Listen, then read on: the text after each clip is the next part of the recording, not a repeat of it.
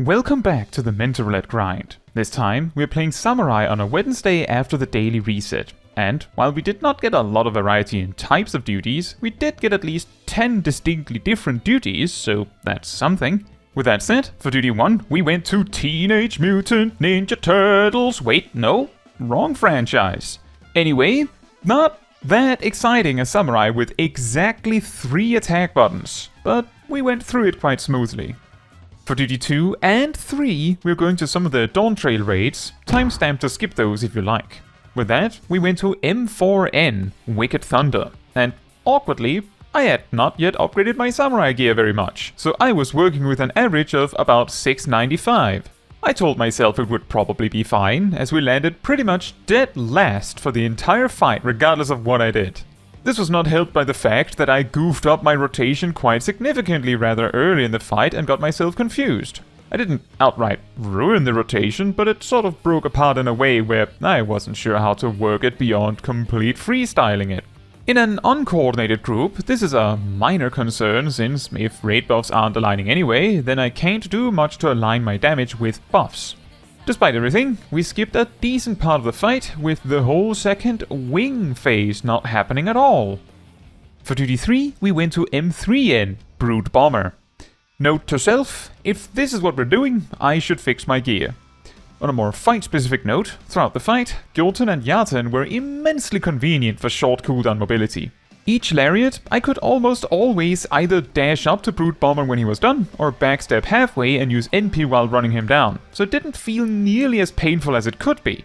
About my own mistakes in the fight, there was a point where my dot dropped for a significant amount of time while I was actively looking at it because I somehow forgot to use Zanjin, and I suddenly had to rush to generate Kenki before the window closed. This also happened with Senye near the end of the fight. In regards to mechanical mistakes, one of the knockback mechanics, I got shoved out in the goop, which turns out to not be lethal, just painful. In retrospect, I should have used arm's length. Also, a tip for infernal spin once Brute Bomber gets his energy drink. While he spins around and does expanding AoEs, this isn't grounds to lose uptime as a melee DPS, as the point-blank circle AoE under him appears to be smaller than melee range. You just have to be careful. Now, because of the fact that I got 2 duties in a row where my unupgraded gear was a minor problem, I decided to fix all my gear so that I was ready for whatever comes next. On a note related to this, are Samurai and Monk really unpopular currently? I got most of the crafted armor set for like 40k a piece, which is very cheap as far as I know. Anyway, big win for me.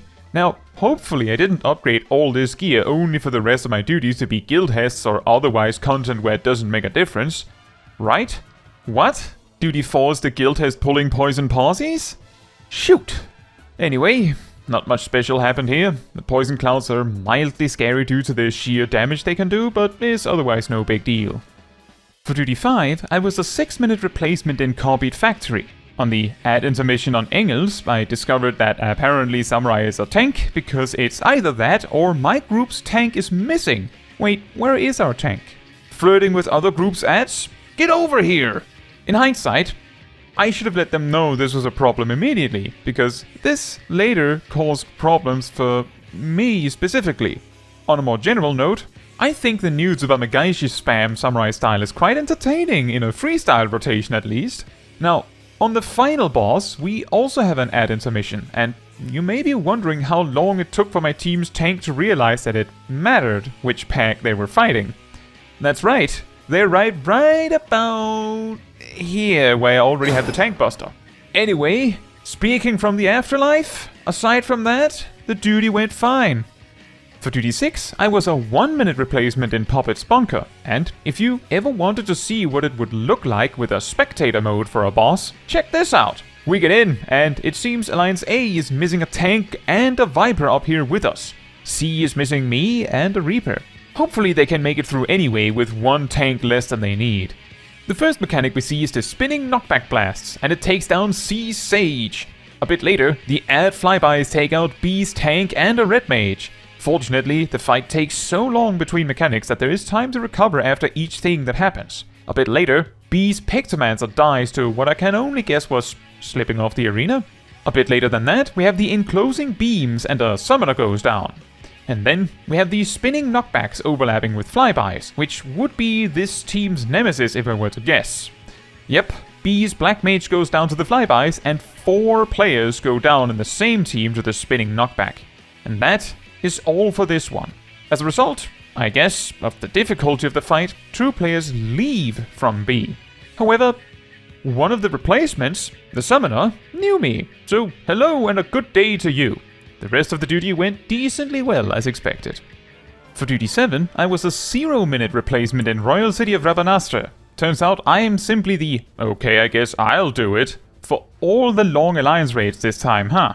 Anyway, the penultimate boss, this chariot guy, has a mechanic where he is untargetable and the team, usually, stands smack dab in the center and takes it.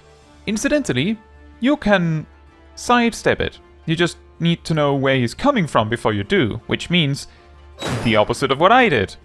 The final boss also has a very confusing mechanic. I've heard in the past that these kinds of indicators attached to your screen sometimes simply don't show for some players. However, if you can see them, the way the mechanic works is that if you see a wide-eyed face, it means do what the boss says. If you instead see a red-eyed and dark face, it means do the opposite. To give a few examples, if he gives you the command flee, it means keep moving, like a deep freeze mechanic, so make sure you're moving when it ends. If flee is commanded with the red mask instead, it means don't move when it ends, more akin to acceleration bomb, the dice countdown mechanic. If the command is turn, then white mask means it is a regular gaze mechanic, look away. If it is the red face instead, it is the opposite of a gaze mechanic, look at the boss. That is probably the most confusing mechanic in the fight. The only other mechanic I think might make sense to talk about is the cursor mechanic. You may have to run quite far where your movement direction is dictated by this cursor. My best tip here is that if you start tapping forward, you can slow down how fast the cursor is spinning since it stops whenever you move. This way you can more easily line it up to run the correct direction. Overall, the duty went quite well, I would say. For Duty 8, we went to Annoy the Void, which is a very strange level range for Samurai. Set up speed buff, set up damage buff, apply Higanbana, and then just spam the 1-2-3 combo you have until speed buff or Higanbana needs to be reapplied. Aside from that, Pruga is there for AoE as needed. The more I've done this duty, it has become almost a shame when I see someone who might be here for the first time, genuinely trying to do the mechanic of snuffing out the flames, and then later in the fight, they start to realize there's no point. There's way too many flames and no one else seems to care. And for Duty 9 is when things get really crazy. As a 1-minute replacement, we zone into Sephirot Extreme. Immediately, I see a name I recognize, Lichar, from the Dancer set. Well, that is certainly a player I can trust to stick it out. With that said, let's count crowns and sprouts. We have 2 Mentor Roulettes, 1 returning player and 5 sprouts. With that said, I have yet to beat Sephirot Extreme synced at this time, but I have like a general idea of the fight. It is also a rather lengthy fight, so simply giving it a go and then bringing up the problem parts is often the easier solution in these situations, I think. For attempt 1, we immediately run into problems when the spheres appear alongside stack markers, which ultimately leads to both healers dying. No one else can rest, so we're already done.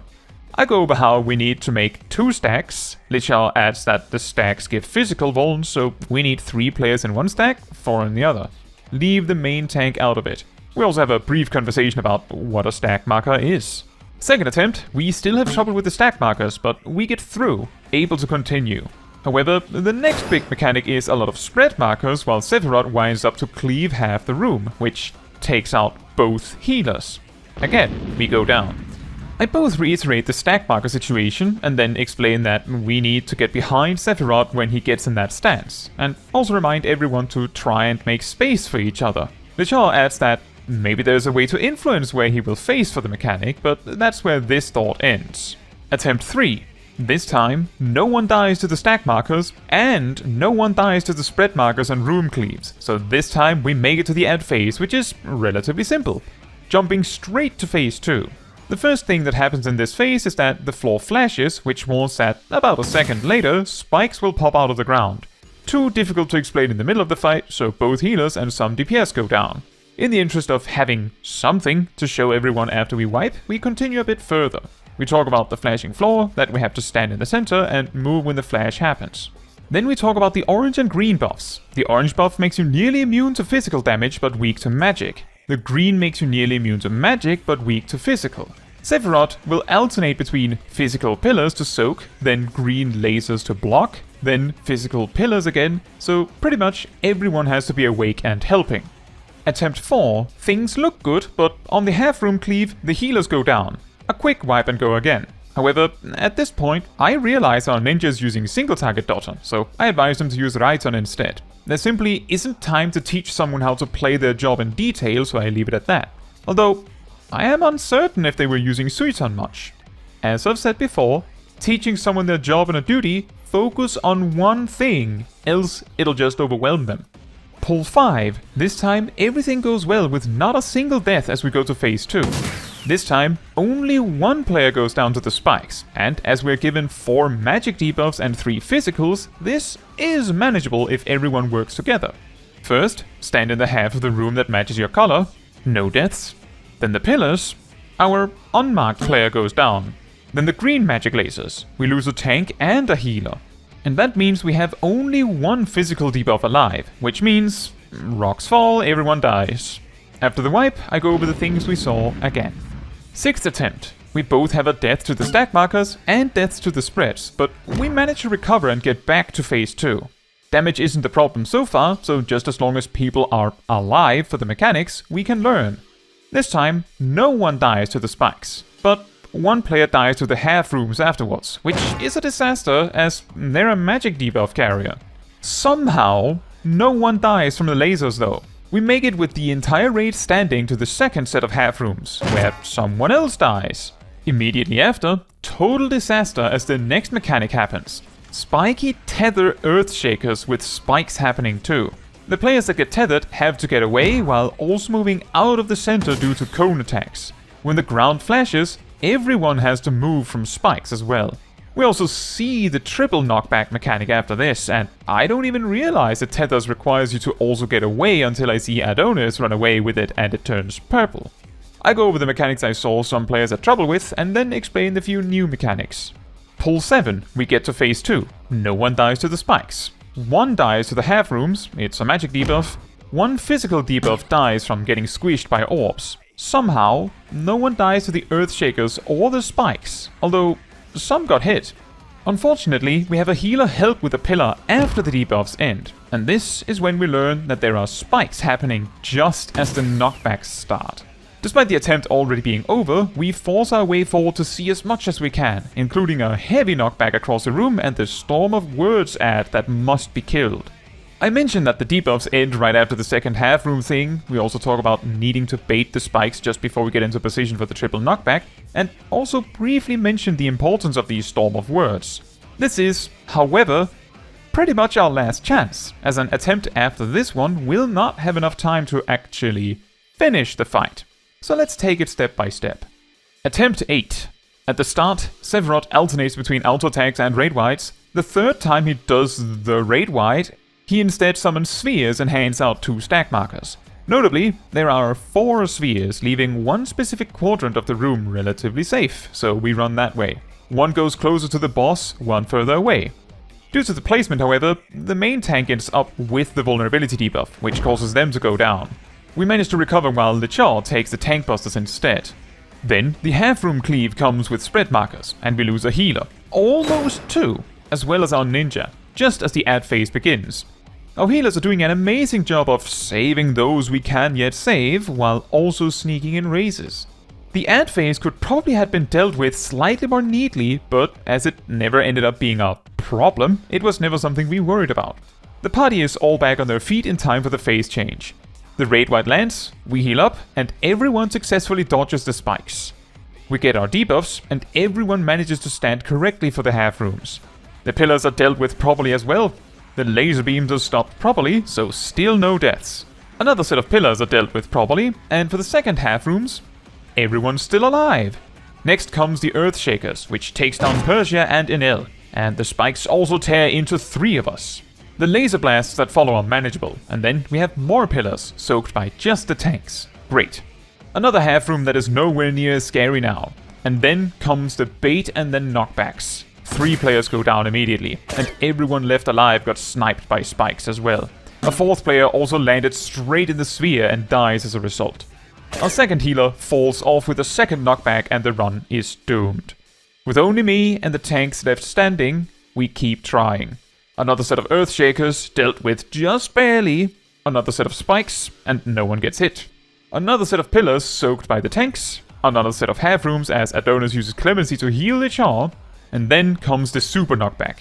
Out of fear that I didn't get close enough, I knockback cancel it. Although that was not necessary, it seems. I try my best to deal with the storm of words, since I know pillars mean the tanks have to stay in the front of the arena. The pillars are accompanied by more spikes, and I miss the tell. We promptly fall apart. Despite not being the boss, I want to commend everyone for staying through all the practice, and I do really hope the Sprouts trying so hard to get the fight down will defeat it in the future. We were quite far in the fight, and might not have been that far from victory had everyone stayed alive. We end up voting to abandon, but I still think this was a great success and a lot of fun. For Duty 10, we have Hero on the half shell again, but this time we did have to take a moment to teach the tank how the duty is done. Easily resolved. And finally for Duty 11, I was a 0-minute replacement in Thaleia. Right at the start, there's something interesting happening, because I don't think I've seen this many players filter in and out right at the start of a duty before. At least, not in a while. For regular duty like this. Aside from that, in this group, I saw mechanics that we used to skip regularly back in Endwalker. The reason why that is interesting at all is because I used to say this about the Neo raids back in Endwalker. I feel like the fight started getting way longer with Endwalker's release. And I think I know what the problem is. Now that these duties are part of the regular Alliance raid roster, and there is no need to do them weekly for anyone, a much larger percentage of players in the groups might not know how to do them, or might be more likely to be undergeared, and so on, which has this effect where as the duty cycles out of relevancy, it somehow becomes harder. Isn't that weird? Just to give a couple of examples, it wasn't unusual for me back in Endwalker to skip the knockbacking Wanderer's Arrow on Ocean, and I have had groups where Eulogia's triple knockback with the time magic didn't properly resolve, although those groups were probably a bit wild, but I hope you get what I mean. Seeing the fights loop at all was rare. What a crazy session with Sephirot. Originally, when I unlocked Mentor Roulette for the first time, I believe Sephirot Extreme was like my 2nd or 3rd Mentor Roulette, and I found it so hard to mentor that group, and the group failing, from memory at around the same point this set's group lost at, caused me to step away from the roulette again. It was simply too much for me. I still have yet to be presented Sephirot Extreme and actually beat it in Mentor Roulette. Aside from that, we had some interesting large group duty variety, I suppose. Now, that is all for this video. Thank you so much for watching. If you would like to support me and my channel more directly, you can become a member like these wonderful people here. You can also alternatively support me through Ko-Fi, link in the description. You can also support the channel by letting the YouTube algorithm know by liking the video, leaving a comment, subscribing, sharing, and hitting the bell to get notified when next I post a video. Fun fact, before the removal of the ability in Endwalker, Samurai had an ability called Hisat's Kaiten, which, at a cost of 20 Kenki, increased the potency of your next weapon skill by 50%. You would exclusively use this on the Aijutsu, obviously, and once you had enough Kenki to do so at level 62 and above, it was a no-brainer. It was simply a preemptive weave you would always do. Like a backwards version of Gunbreaker's continuation or Viper's OGCD follow-ups. This meant, in a weird way, Samurai was more quality-oriented, whereas now, with spammable Tsubamegaishis, almost seem to be more quantity-oriented. Which isn't bad for consistency, as bad luck with crits could completely decimate a Samurai's performance before this change.